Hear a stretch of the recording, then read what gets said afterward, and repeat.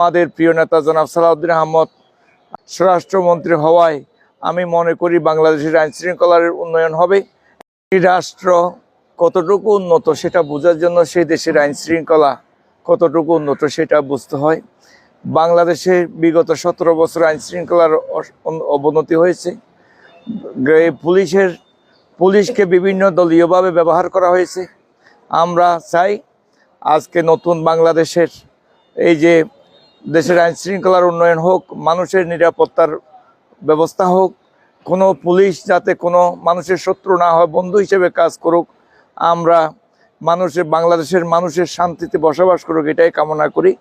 এবং আমাদের প্রিয় নেতা জনাব সালাউদ্দিন আহমদ সাহেব স্বরাষ্ট্রমন্ত্রী হওয়ায় আমি মনে করি বাংলাদেশের আইন শৃঙ্খলার উন্নয়ন হবে এবং সাধারণ মানুষের সুন্দর একটা জীবনযাপন ব্যবস্থা করতে পারবে।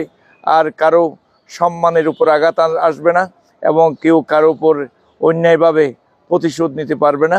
একটা সুখী সমৃদ্ধ জাতি হিসেবে আমরা বিশ্বের দরবারে পরিচিত হতে পারবো। অনেক ধরনের অন্যায় হয়েছে। আমাদের দলীয় নেতা কর্মীদের উপর পুলিশের বর্বরোচিত হামলা হয়েছে এবং আওয়ামী লীগের নেতা কর্মীরা দিন দুপুরে অস্ত্র নিয়ে এখানে আমাদের নেতা কর্মীদেরকে গুলি করেছেন এবং জনসাধারণের উপর গুলি চালিয়েছেন।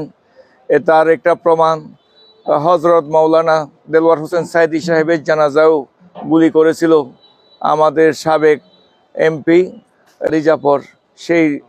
সেই সন্ত্রাসী তাদের নেতৃত্বে এখানে গুলিবিদ্ধ করেছিল। আমরা চাই চকরিয়ার মানুষের শান্তিতে বসবাস করুক, যাতে অতীতের মতো কোনো নতুনভাবে কোনো কার্যক্রম না হয় সেভাবে আমরা চকরিয়া পেকুয়ায় শান্তিপ্রিয় মানুষের যাতে জীবনযাপন করতে পারে, কোনো মানুষের উপর অন্যায়ভাবে অন্যায় আচরণ না হয়, আইন শৃঙ্খলার উন্নয়ন হোক, এইভাবে এটাই কামনা করছি।